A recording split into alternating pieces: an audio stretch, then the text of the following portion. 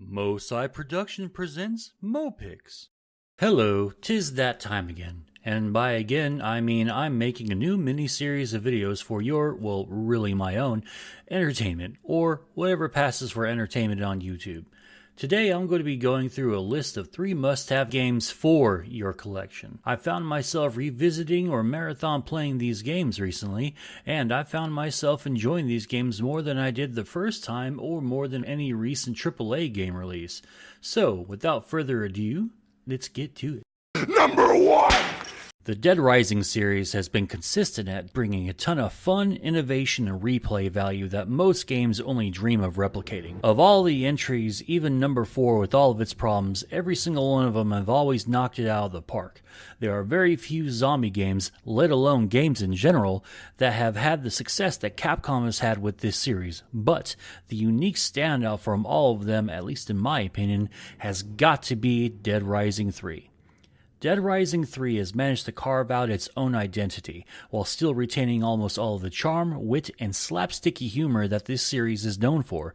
Are you calling me? Oh shit. Lay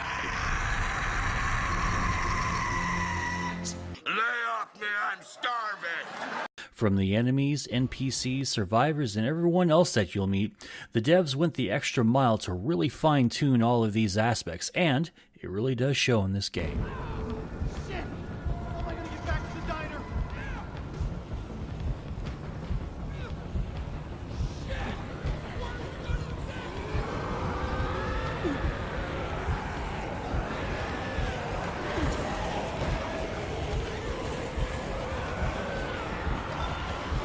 The ability to craft practically anything into a viable weapon, be it for legitimate offense or for comedic effect, adds a ton of great variety to your arsenal.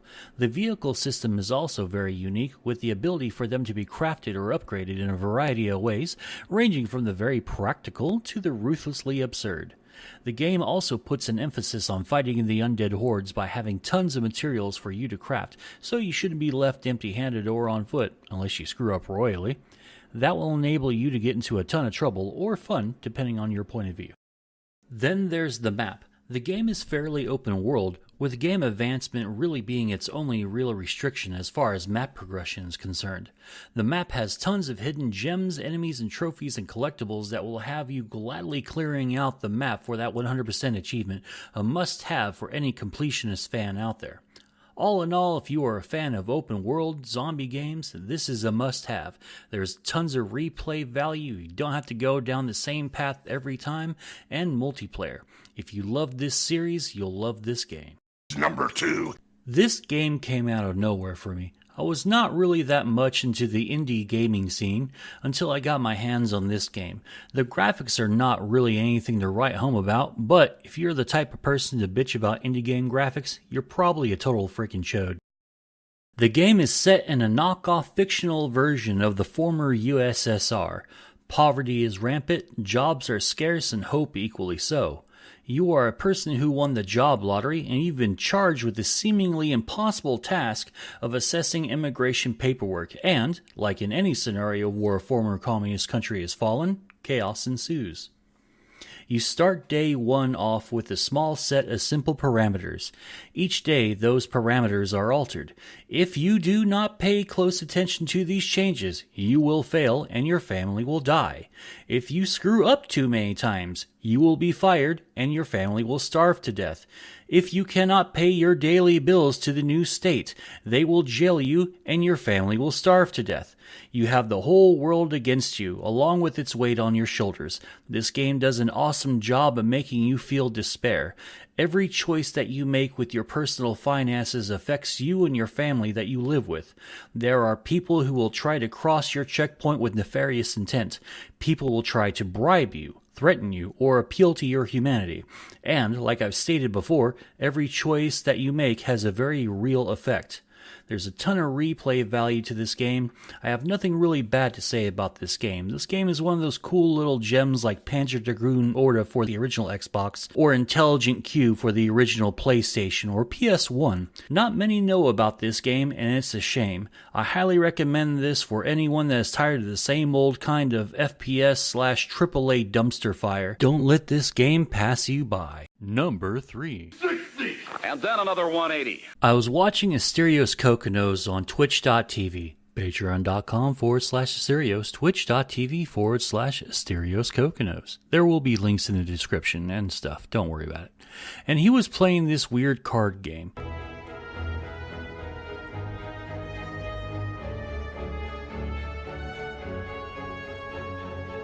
It took me a minute to really get it. Like, is this a card game or an action game? Well, it turns out that it's both. This really neat gem came out of nowhere. Not a lot of buzz about this game, not a lot of people playing or streaming this game, and honestly, that's a travesty. This game deserves much more of the spotlight, to be honest. The premise is simple. You pick a path and slay your way up the spire to the boss of the level.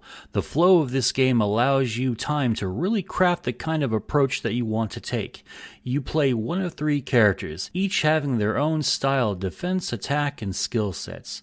There is a shared group of cards that you will be able to play with any character, so you don't have to worry about not getting character-specific cards right off of the bat. The cards are not confusing, the abilities and characters are fairly straightforward, and the game itself is really easy to learn. The game randomizes the pathways that are offered to you every time that you boot up this game, so you will not be able to thump out a pattern. The pathways will have a monster emblem indicating either a regular or an elite fight will take place once you select that monster. A question mark where anything can happen depending on what dialogue choices you pick, the merchant, and the campsite. The randomness of the question marks really breaks up the occasional monotony of the pathway. The merchant always has great potions, cards, and artifacts for you to pick up for the gold that you'll acquire on your travels. The only place where you can heal are the campsites. The game's very stingy with healing and support potions, so strategy is key. The sites give you 2 options to either rest or upgrade a card. Rest is healing, upgrade, well, what do you think that means? The game will punish you for just trying to power your way to the boss. You will not make it. You will eventually meet up with an enemy that will destroy you for your short-sighted approach to the game. The graphics are nice for an indie game. Great artwork for all the characters, the shadowing and shading is really great. The attention to detail in this game, while not on par with the AAA game, stands out amongst the indie crowd. This game is on Steam for a very reasonable price. I highly suggest that you pick up a copy today. Well, me hearties, this was a ton of fun to make. Make sure to check me out on YouTube for live streaming at MoDiggity42, and follow me on Twitter at MoSideGaming. Twitch will be active once my ban ends. Thanks for coming out. I appreciate it. Thumbs up and subs up, bitches. Later.